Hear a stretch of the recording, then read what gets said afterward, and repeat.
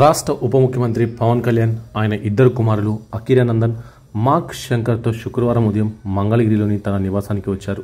అధికారులతో, పార్టీ ప్రతినిధులతో ముఖ్యమైన విషయాలపై చర్చించారు.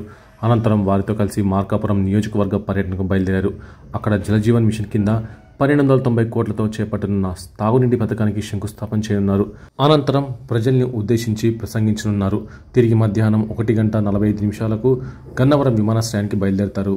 ఉప ముఖ్యమంత్రి పర్యటన ఏర్పాట్లను స్థానిక ఎమ్మెల్యే కందుల నారాయణ రెడ్డి, ఉప collector B Sahadith Venkata Trivinag, excise prohibition జిల్లా అధికారిని షేక్ ఆయేషా బేగం, జనసేన జిల్లా ఇన్ఛార్జ్ షేక్ రియాజ్, మార్కాపురం నియోజకవర్గ ఇన్ఛార్జ్ కాశీనాథ్ తదితరులు పర్యవేక్షించారు.